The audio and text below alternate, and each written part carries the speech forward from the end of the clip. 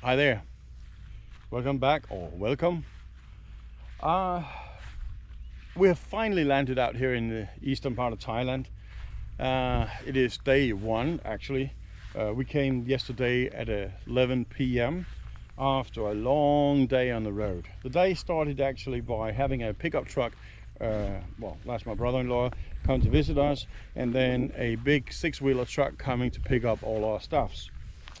My wife was the person in charge of all that. I'm not trying to excuse myself here, but in where I come from, you order cubic meter size trucks because you need something that can handle the volume of what you're moving.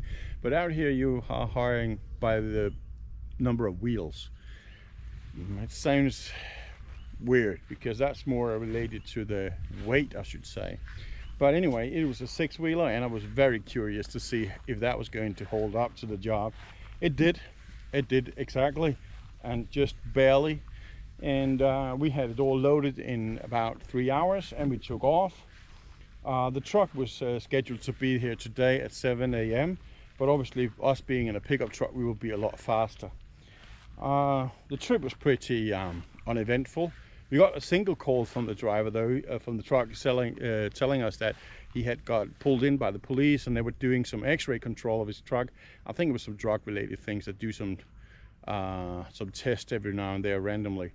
So it just so happened because he took off an hour before us, we had not yet passed him. So we had another 5 kilometers up to the point where he was pulled in on this x-ray station. So we just drove up to that point and waited for him to come out again, and everything was hunky-dory and clear. So there was no issues there.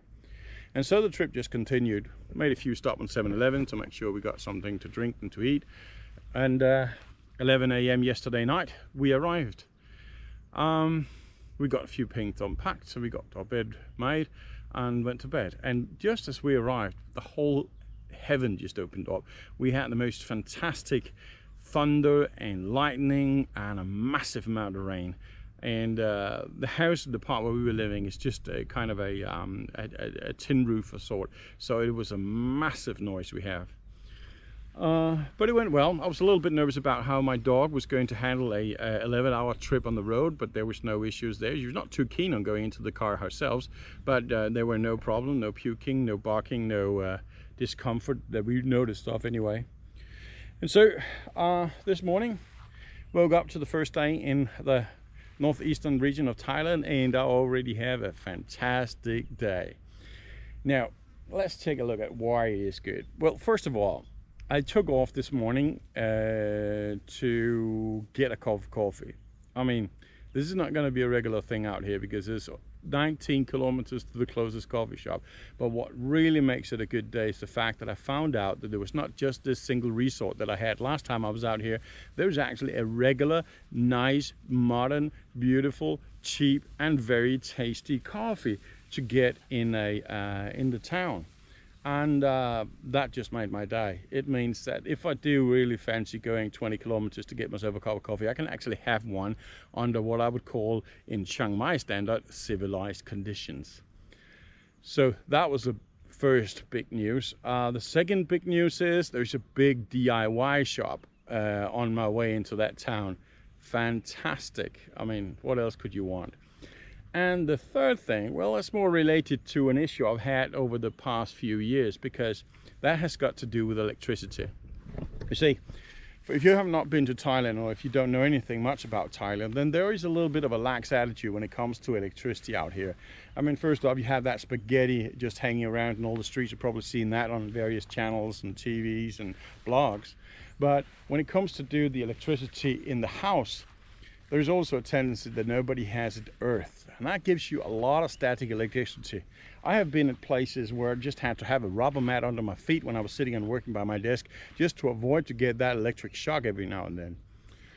And so when I've spoken with my wife about having this new house built, obviously one of the key issues I had is to have the house made in proper manner in terms of electricity. I don't want to go into my shower and speculate whether this is the day I'm going to be electrocuted, and I don't want to sit by my computer and be nervous that all my hard disk is going to be eradicated or some other things is going to happen right in the midst of where I'm doing something important. So it has to be proper. But I've had to fight this. Yeah, but this is not the way we do it in Thailand, and Thailand's different, and so on and so forth. But today I was granted the gift of all gift. I set up my temporary office in our bedroom to be, and I was trying to take out, I have two USB ports that both occupies a wireless little USB thingy, so that I can run my wireless mouse and my wireless keyboard.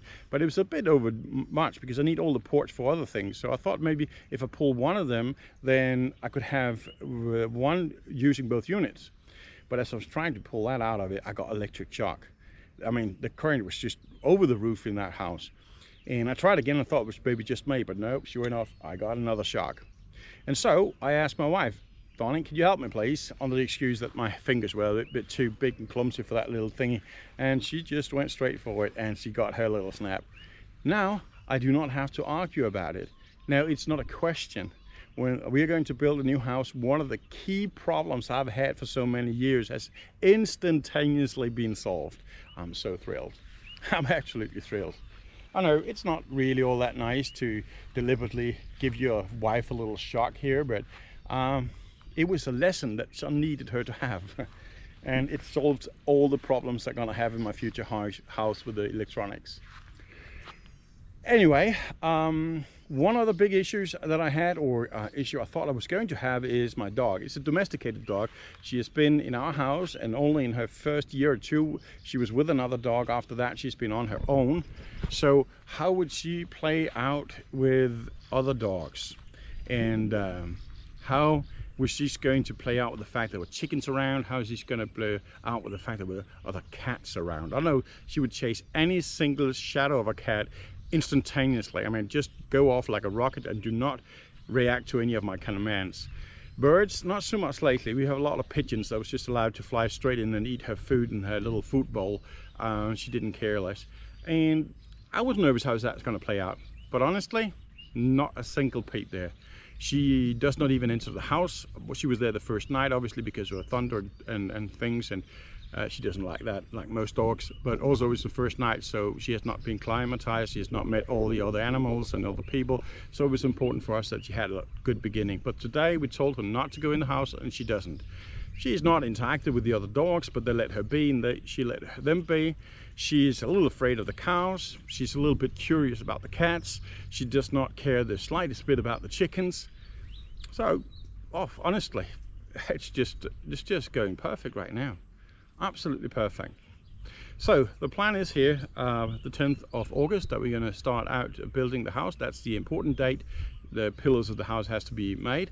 And until then, you'll spend some time, get to know the local area, and we'll get some time to do the shopping for all the materials that we need. I'm looking forward to it. So I'll keep you updated, and until next time, as always, stay out there, explore.